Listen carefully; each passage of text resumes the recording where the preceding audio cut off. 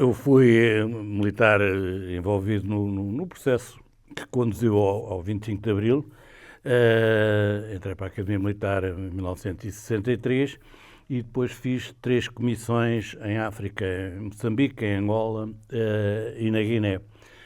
E essas comissões e esse contacto, em primeiro lugar, com a sociedade portuguesa através dos militares, do serviço militar obrigatório. E depois, com a África, levaram-me a perceber e a entender a contradição profunda entre aquilo que era a propaganda do regime relativamente ao Portugal do Minho, a Timor, e aquilo que era a realidade. Isto é, a realidade não era de um país pluricontinental e plurirracial, integrado dentro da mesma ordem e em que os cidadãos tivessem todos os mesmos direitos.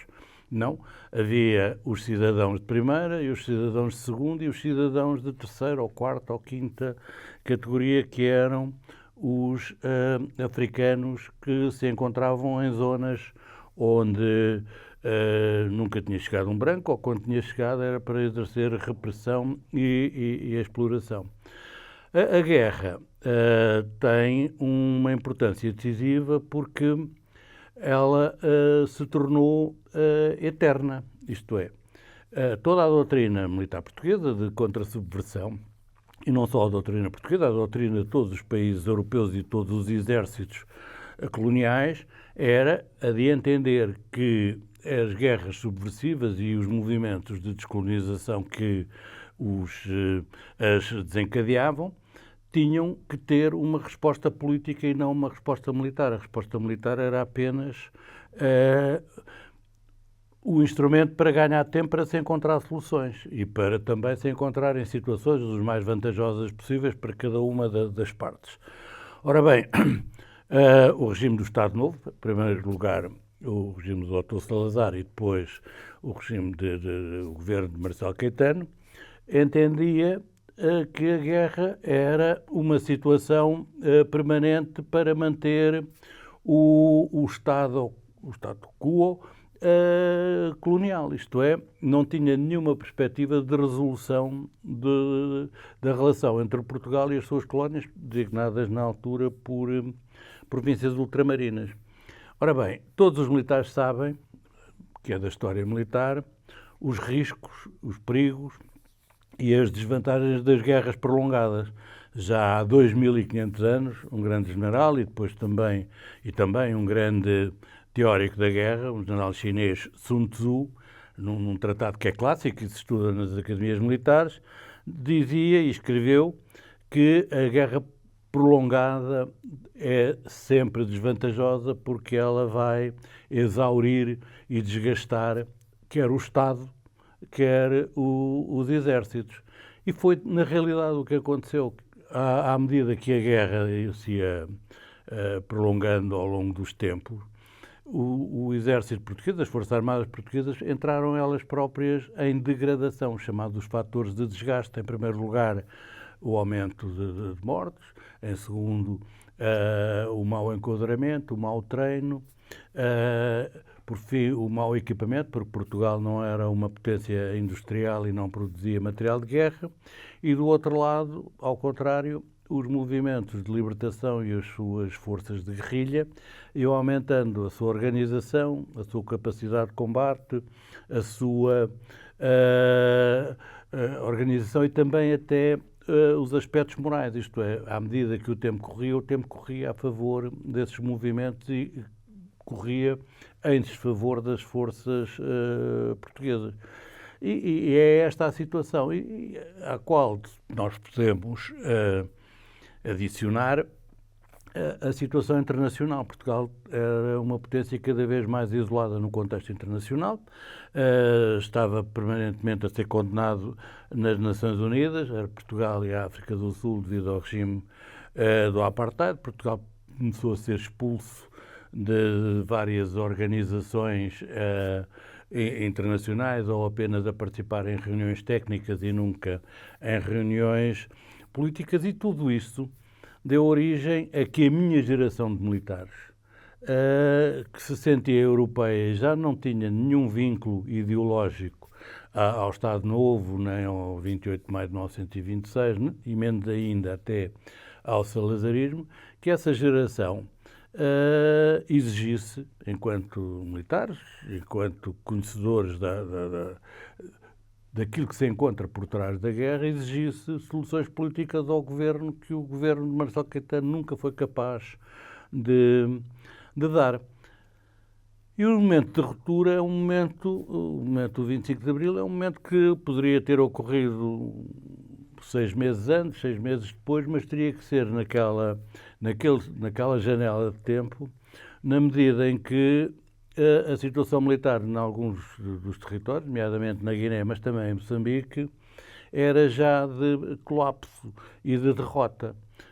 E nós sabíamos a resposta que o Marcelo Caetano tinha dado ao general de Pilon, que era o comandante-chefe e o governador da Guiné, quando ele lhe propôs negociações com o PAGC através do presidente do Senegal, Leopoldo Senghor, que preferia uma derrota militar, uma derrota honrosa, a negociações. Ora bem, isto para nós foi muito claro, para a minha geração, foi muito claro ao percebermos que o regime aqui em Lisboa se preparava para fazer aos militares aquilo que Salazar tinha feito aos militares portugueses na Índia em 1961, deixando-os ao abandono e apresentando-os como o bote expiatório de uma solução que o governo não tinha conseguido resolver.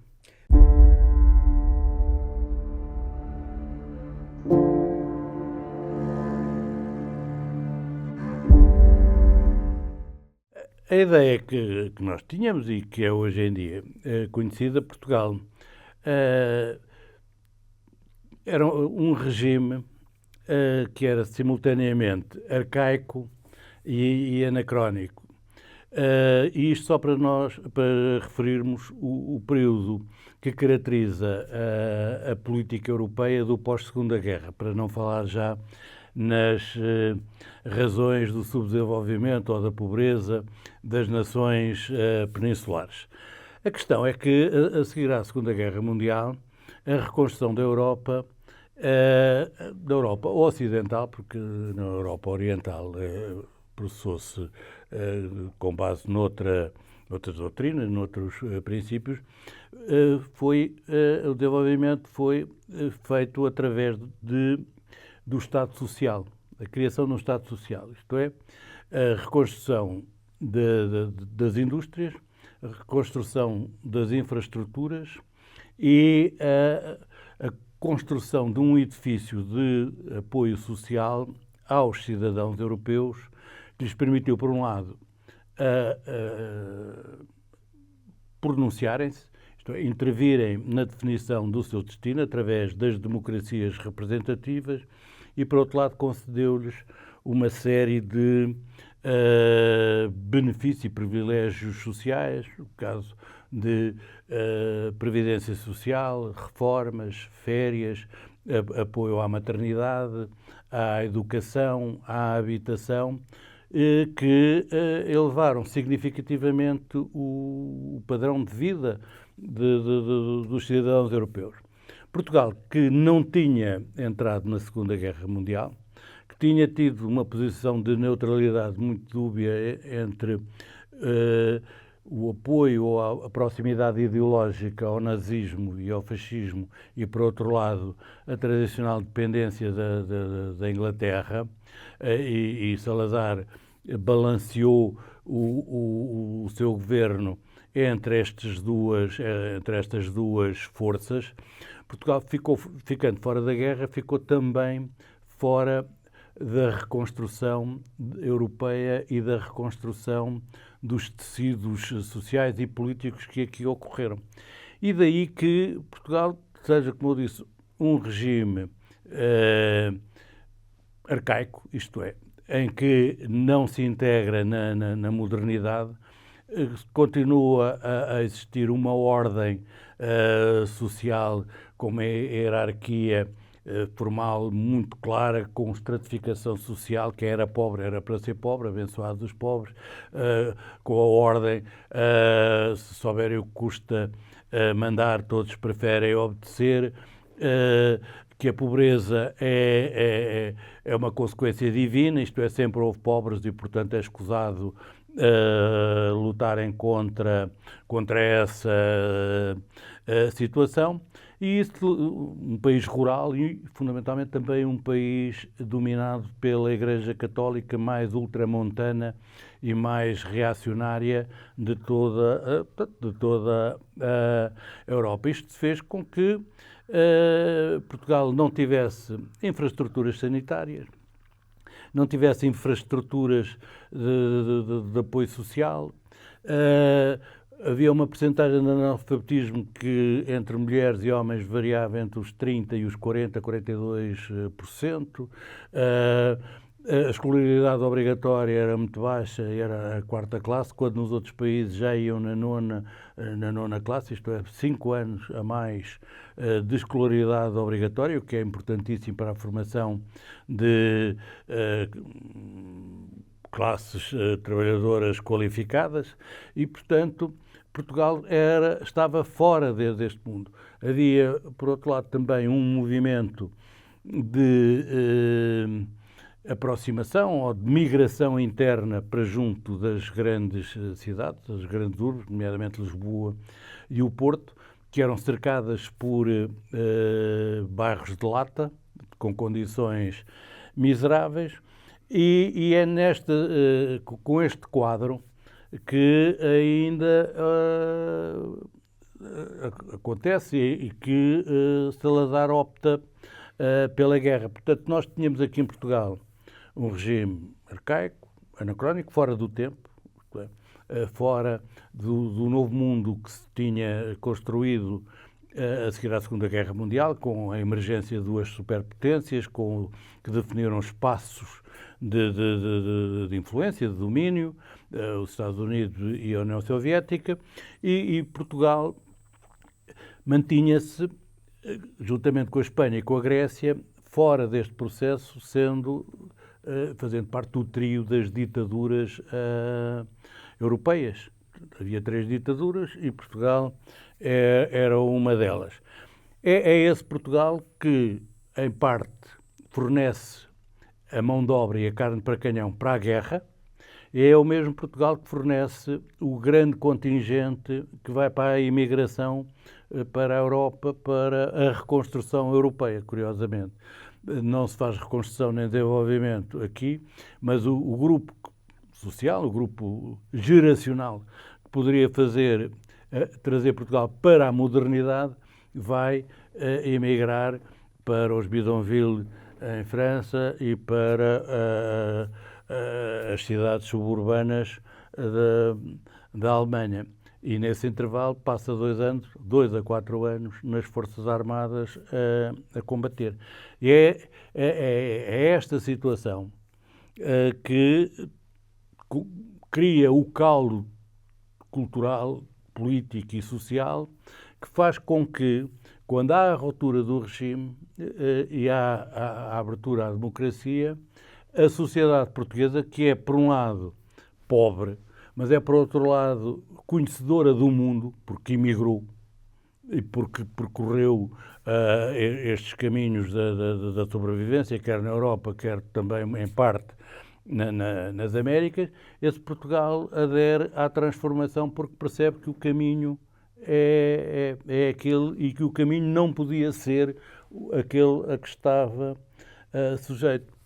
E é esta percepção que a minha geração de militares, mas também de civis, dos estudantes, de todos aqueles das elites que estiveram aqui nas universidades e que fizeram as suas lutas, percebem. E é esta conjugação de visões do mundo, que são quase instintivas, porque elas são aquelas com as quais nós nos defrontávamos diariamente, que levam ao aplauso e à adesão maciça e maioritária dos portugueses.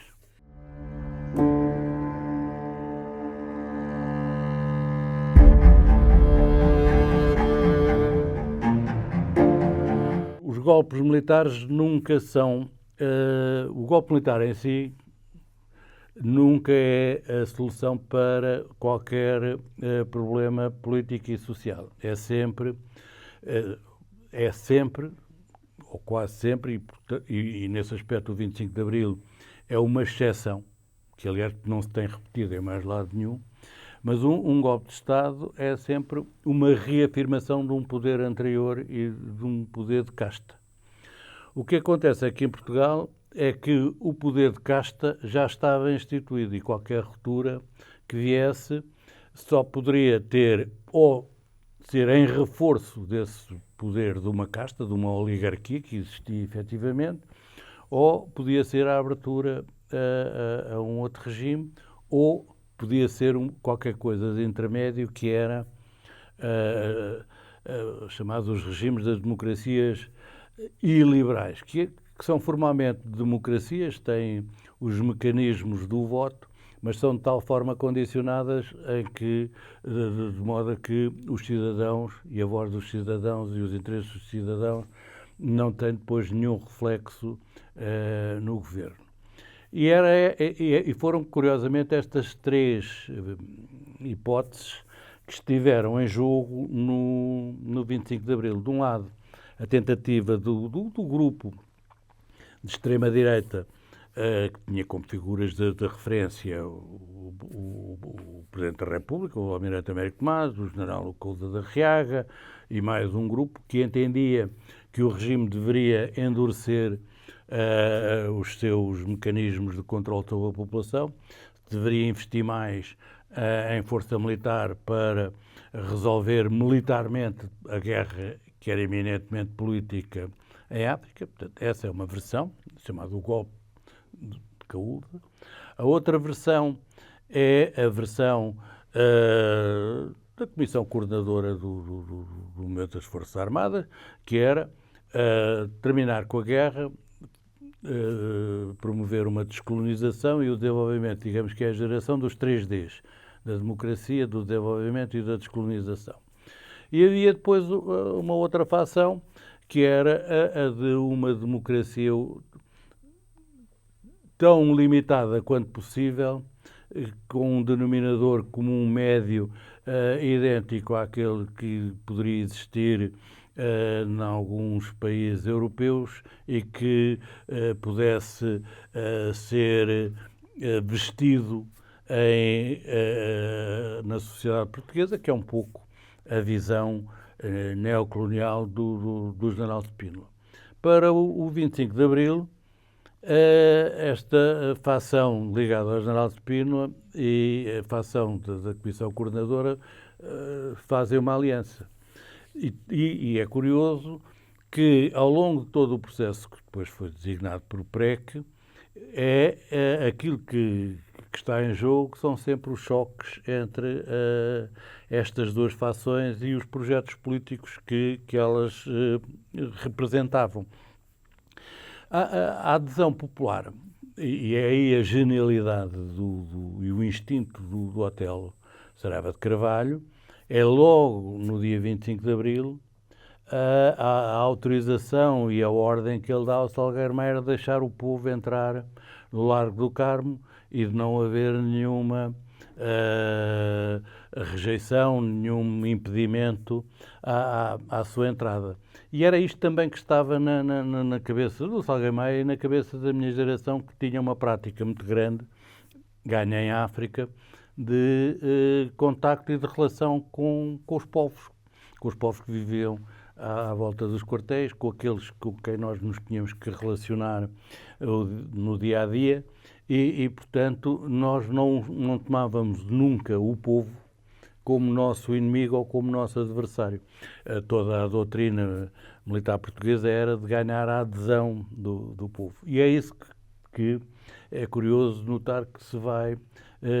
repetir aqui assim, com a entrada massiva, com a mistura dos nossos soldados com a população, em Lisboa, no Porto, em vários outros locais, para depois se prosseguir o processo político.